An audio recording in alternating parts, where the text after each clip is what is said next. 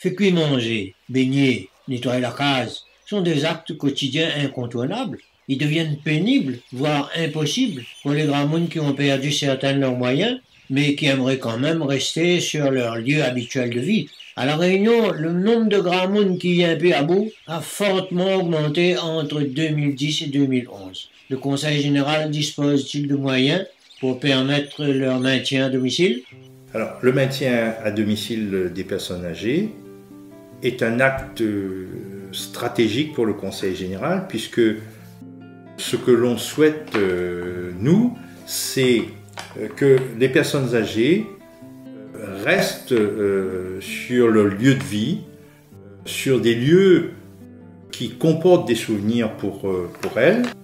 Et c'est à ce titre que le Conseil général de La Réunion verse l'aide personnalisée d'autonomie. Cette aide a pour vocation de payer une aide à domicile qui a pour mission de s'occuper de cette personne âgée, de faire le ménage, d'intervenir même, selon ses qualifications, sur la personne âgée. Le Conseil général de La Réunion souhaite développer le maintien à domicile, mais pour cela, il est nécessaire, dans certains cas, de participer à l'amélioration de l'habitat. L'habitat doit être en conformité avec ce type de maintien à domicile.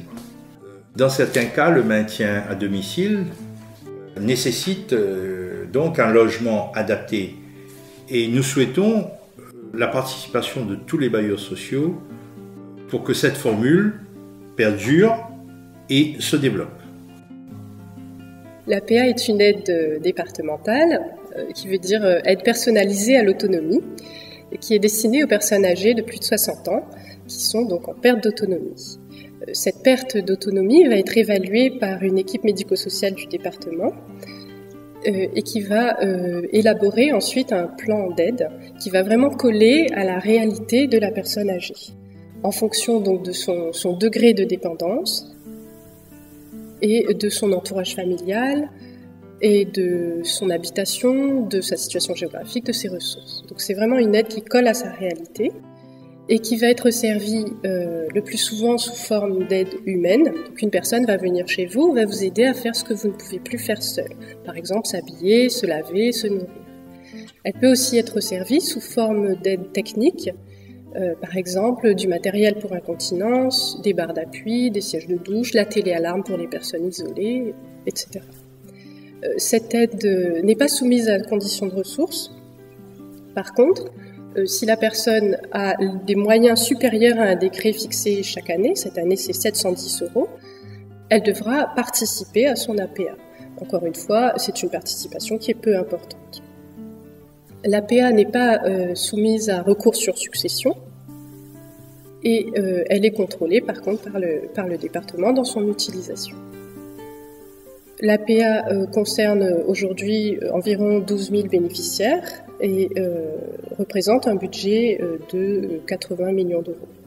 L'aide ménagère est une aide départementale qui est destinée aux personnes âgées de plus de 60 ans et qui commencent à connaître des difficultés pour réaliser les travaux ménagers chez elles. Cette aide est servie sous forme d'aide humaine par le biais d'un service prestataire agréé. C'est donc une personne qui va venir chez vous pour vous aider à faire le ménage, le repassage, les repas, etc. Cette aide est soumise à conditions de ressources. Le plafond est fixé chaque année par un décret. Cette année, il est de 740 €. Il y a une participation horaire qui est demandée à la personne âgée, mais cette participation est vraiment très peu importante. L'aide ménagère concerne aujourd'hui 4000 personnes pour un budget de 4 millions d'euros environ. Pour tout renseignement concernant l'APA, l'allocation personnalisée d'autonomie, veuillez composer le 02 62 90 35 44.